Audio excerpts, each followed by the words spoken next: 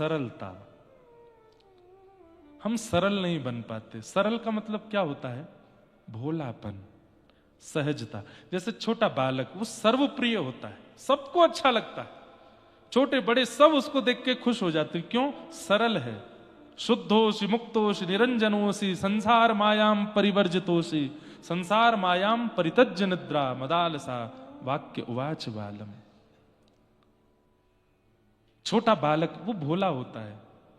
छोटा सा बालक जोर से गिर जाता है तो ऐसे माथा फूल जाता है उसका, माता पिता ऐसे हाथ रख देते हैं, हाथ बहुत जोर से रोता है, लग गई लग गई। कई बार बालकों के रक्त आ जाता है, गिर गिरा जाते हैं। तो खुशी कितनी सस्ती है, 1 रुपए की टॉफी दे दो, भूल जाता है अपनी पीड़ा, भूल जाता है अपना रक्त, भूल जाता है अपना दर्द। 1 रुपए की टॉफी लेकर के डॉक्टर वो क्या बोलते हैं उसको, स्टिचेस कर देता है। मैंने देखा है अपने छोटे छोटे भांजों को, एक के लग गई थी बहुत, इतना पूरा मुंह उसका रक्त में हो गया। उसको लेकर के गए, हम लोगों के हाथ पैर कांपे उसको देख करके, और डॉक्टर के सामने लेके गए, पूरा मुंह पोंछा, यहां पूरा कट गया था, रो रहा था। 5 रुपए की एक इतनी बड़ी एक चॉकलेट सी उसको दे दी हाथ में, हंसने लगा, भूल गया पीड़ा अपनी। और डॉक्टर बैठ करके उसके पूरा वो सिलाई कर दी, यहां पर कुछ नहीं हुआ। मैं कहता हूं ये बालक कितना, इसकी खुशी कितनी सस्ती है, इसकी प्रसन्नता कितनी सस्ती है। वही 25 वर्ष का आदमी दुखी हो जाए, 1 रुपए की टॉफी दे दो उसको, भाई तो खुश हो जाए, रोते नहीं दे, टॉफी को तुम्हारे मुंह पे ही मारेगा। क्यों? भोलापन निकल गया, सरलता निकल गई जीवन से, इसलिए ठाकुर जी मिलते नहीं। बंधुओं एक बात कहूं, मुझे कभी कभी ऐसा लगता है, जो व्यक्ति अतिश्रेष्ठ होने के बाद भी, बड़ा होने के बाद भी, योग्य होने के बाद भी अपनी बाल चेष्टा का त्याग नहीं करता, वो ठाकुर जी को प्राप्त कर सकता है। हमको ना 3 घंटे के बाद महाराज जी बन के रहना बहुत बुरा लगता है। 3 घंटा कथा के बाद हमको फिर ये लगता है कि भाई खेलो कूदो, ऊधम मचाओ, हमारे साथ आनंद करो।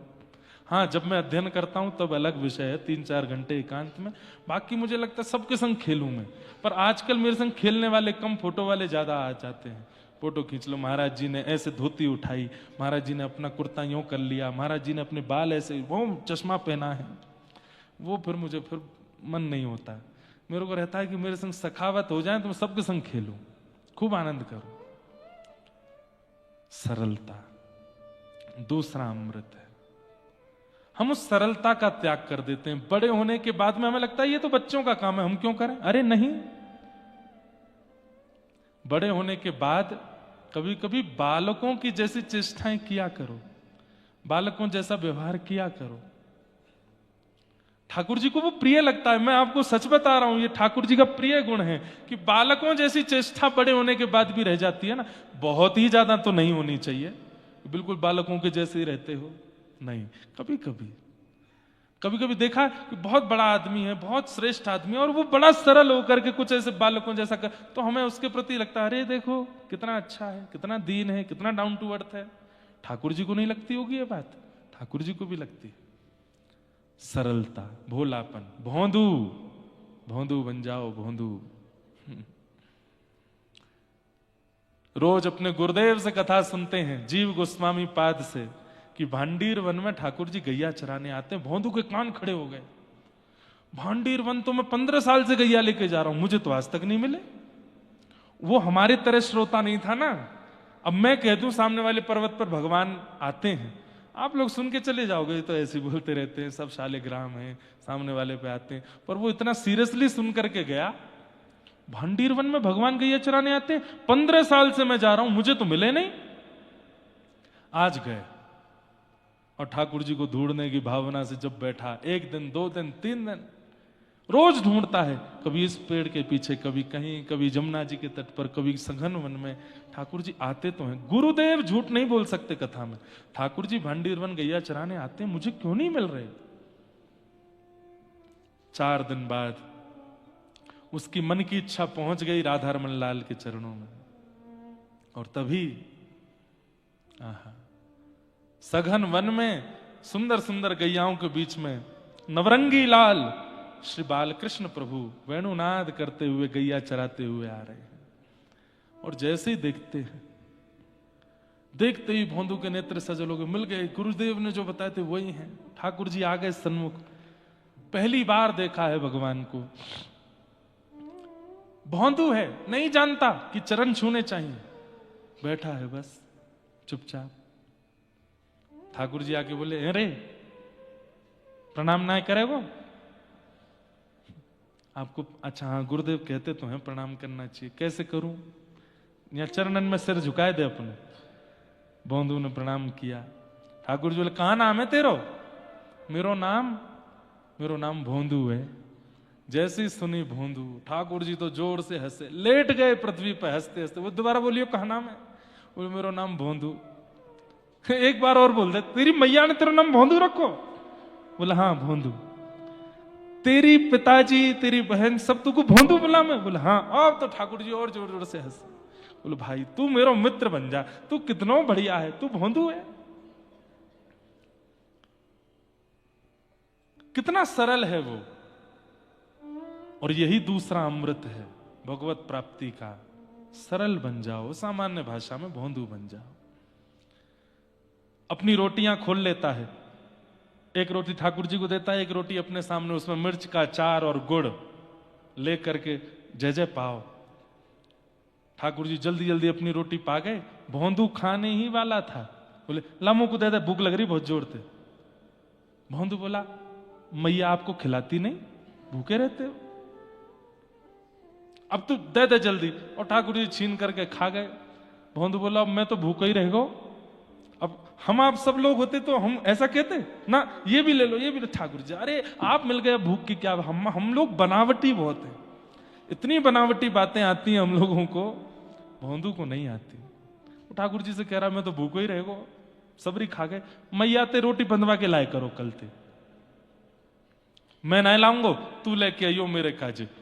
2 रोटी अपने काजे, 2 रोटी मेरे काजे। वो ठीक है। अगले दिन 4 रोटी लेके जाने लगा। रसोईया ने पूछा कि तू तो हमेशा 2 ही रोटी लेके जाता, आज 4 क्यों? और रोटी नहीं थे, मोटे मोटे टिक्कर, वो एक पालो तो भूख ना लगे पूरे दिन।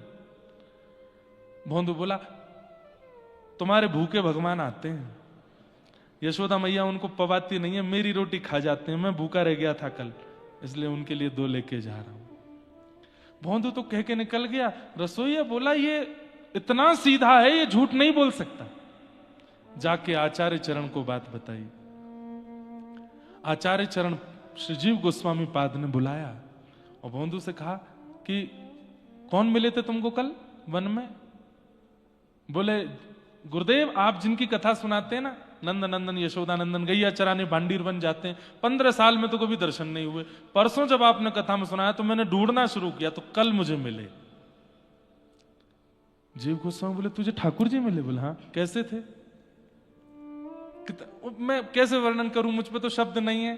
पर उनके नेत्र हमारे जैसे नहीं थे गुरुदेव, हमारे नेत्रों का अंतिम छोर तो यही है। उनके बड़े लंबे लंबे नेत्र, यहां तक नेत्र जा रहे थे।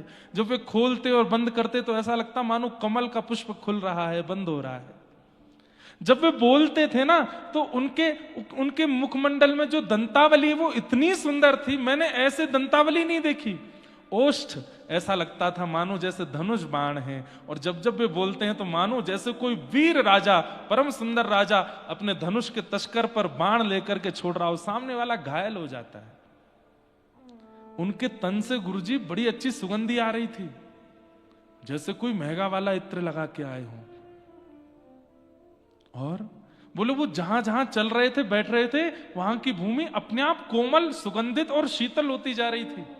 गुरुदेव समझ गए कि परमात्मा मिल गए इसको। और ये भोंदू है, कुछ नहीं जानता, ये कुछ भी नहीं जानता, ये वर्णन कर रहा है, इसका मतलब ठाकुर जी मिल गए। जीव गोस्वामी बोले, भोंदू तू उनको लेके आएगा अपने साथ? बोले, कहां? आश्रम में? बोले, हाँ। उनको अपने संग ले आएगा? अरे गुरुदेव, ये सेवा तो आप और भी विद्यार्थियों को दे सकते हैं, मैं तो ग्वारिया हूं, गैया चराता हूं, गोबर थापता हूं। नहीं, तू ही लेकर के आ। उसको ये लग रहा था कि ठाकुर जी सबको मिलते ही रहते हैं, मैं ही दुर्भाग्यशाली हूं जो मुझे 15 साल बाद मिले। इतना भोला। गया वन में बड़ा खुश कि आज पहली बार आचार्य ने मुझे आज्ञा दी है, भगवान को लेके आओ। वन में गया, ठाकुर जी आए, ठाकुर जी के आगे 2 रोटी रख दे, तुम्हारी हैं और जो मेरी है मेरी मत खाइयो, खाओ। अच्छा जय जय एक बात बताओ। बोले क्या? रोटी खा करके फिर आप एक कृपा करोगे? बोले कहा मेरे गुरुदेव ने मुझको पहली बार जीवन में आज्ञा दी है, आपको लेके आश्रम जानो है, चलोगे? ठाकुर जी बोले देख तू मेरो मित्र है, तू मेरो सखा है, तो मिलूंगो जुलूंगो, बात करूंगो, खाऊंगो पीऊंगो, आनंद करूंगो, हंसी मजाक करूंगो, चलो जाऊंगो, तेरे अलावा कोई सो नहीं मिलूंगा। अरे वो मेरे गुरुदेव हैं, उनकी कृपा से ही तो हम दोनों मिले हैं, उनसे तो मिल लीजिए। ठाकुर जी बोले बिल्कुल नहीं मिलेंगे। वो नहीं मिलोगे? वो नहीं मिलूंगा। बिल्कुल नहीं मिलोगे? बोलो बिल्कुल नहीं मिलूंगा। ठीक है, तो मेरे गुरुदेव से नहीं मिलोगे तो फिर मोते भी नहीं मिलना है, कल से आप गैया चरावे कहीं और जाओ, यहां नहीं आओगे। ठाकुर जी मैं क्यों जाऊं, मैं तो यहीं आऊंगा। बोले 15 साल तक तो दिखे नहीं यहाँ पे, तो यहाँ को मतलब है ये जगह मेरी है, यहां मैं ही गैया चराऊंगा, तुम कहीं और जाओ, और कल ते अगर तुम्हारी गैया यहां दिख गई तो उन गैयान को मैं गौशाला, अपनी गौशाला में ले जाऊंगा, जाओ। मेरे गुरुदेव को नहीं तो मेरो भी नहीं। और सुनो ये रोटी दो, ठाकुर जी के हाथ से छीन ली, ये भी गुरु जी के घर की है। कितना सरल है बंधुओं। ये आप अब चाहोगे ना कि मैं बन जाऊं, नहीं बन पाओगे। ये तो सत्संग और नाम की ही कृपा होगी कि सरलता आ जाए। आप चाह करके जानबूझ के करना चाहोगे तो एक्टिंग बन जाएगा, सरलता नहीं। सरलता तो स्वभाव में आनी चाहिए। और भोंदू ने छीन ली रोटी, बोले अब नहीं मिलूंगा आपसे, और सब अपनी गैयाओं को घेर करके जाने लगा। ठाकुर जी बोले देख ले भोंदू, मोते मित्रता करवे के काजे ब्रह्मादि देवता उतरस रहे हैं, और तू मुझको छोड़ के जा रहा है। भोंदू बोला ए ब्रह्मादि देवता कर लो याते मित्रता, मैं तो ना करूं, जो मेरे गुरु को नहीं वो मेरो नहीं। ब्रह्मादि देवता नहीं गुरु अपनो मित्र बनाओ, मैं तुम्हारो मित्र नहीं। जैसे ही थोड़ा दूर गया ठाकुर जी व्याकुल हो गए, बोले ये ज्ञानी नहीं है, ये भोंदू है, ये चला ही जाएगा और मिलेगा ही नहीं मुझसे जीवन में। दौड़ करके ठाकुर जी गए और जाकर के उसके कंधे, क्या समझ में आई बात? आप जानकार हो तो ठाकुर जी आपको छोड़ सकते, ये दोबारा योजना बना के प्राप्त कर लेगा। परंतु आप यदि बालक हो, आप भोंदू हो, तो ठाकुर जी जानते हैं कि भाई ये दोबारा नहीं आएगा, मुझे ही जाना पड़ेगा इसके पास। दौड़ करके ठाकुर जी गए और भोंदू के कंधा पे लद गए, ऐसे पीछे से चढ़ गए। बोले सुन ले चल अपने गुरुदेव के पास, देखूं कैसो गुरु तेरो। आप चलेंगे मेरे को? हाँ हाँ मैं चलूंगा। और भोंदू ऐसे उठा करके अपने कंधे पे लेकर के पहुंच गया। गाय आ गई आश्रम में। आचार्य चरण बोले भोंदू आया? बोले आ रहा है। बाहर जाकर के देखा तो गायों के समूह के बीच में भोंदू, और भोंदू के कंधे पर लदे हुए मोर पुच्छ धारण किए हुए, आहा कमल जैसे नेत्र श्याम वर्ण के श्री ठाकुर जी, दिव्य तेज प्रकट हो रहा है। देख करके आचार्य तो मूर्छित हो गए। जब होश में आए तो होश में आते ही भोंदू को प्रणाम किया। बोले घर छोड़ा, परिवार छोड़ा, अध्ययन किया, सालों साल गुरुदेव के चरणों में रह करके ज्ञान अर्जन किया, कोई पुराण नहीं छोड़ा पढ़ने के लिए, लेकिन आज तक कभी भगवत दर्शन नहीं हुआ। और तू कितना भोला, गैयाओं का गोबर थापता है, गैया चराने जाता है, अपने भोलेपन से आज ठाकुर जी को मेरे आश्रम में ले आया। ठाकुर जी को प्रणाम किया। ठाकुर जी बोले देखो मैं बहुत देर नहीं रुकूंगा, आपसे आज्ञा ले भी आया हूं। बोले क्या? इस भोंदू को हम अपने धाम ले जाएं? आचार्य बोले मैं कैसे रोक सकता हूं। बस इतना कहते ही भोंदू के कंधे पर हाथ धर के ठाकुर जी अपने गोलोक धाम में उसको लेके चले गए। इतने रीझ गए उससे, किस लिए? केवल उसके भोलेपन पर। यह दूसरा अमृत है मुक्ति का, सरलता। इस सरलता का त्याग मत करो, यही नाथ की प्राप्ति कराएगा। ये मुक्ति के पंच अमृत हैं। पहला क्षमा, दूसरा सरलता, और तीसरा दया। दया, सबके प्रति दया रखो, चाहे वृक्ष हो, चाहे मानव हो, चाहे योग्य हो चाहे अयोग्य हो, सबके प्रति दया की भावना रखो। दया का मतलब क्या होता है बंधुओं? दया का मतलब क्या होता है? सबके मंगल की इच्छा रखना, यही दया है। केवल मुझे मिले, मेरों को मिले, ऐसा नहीं, सबको मिले, ये दया है।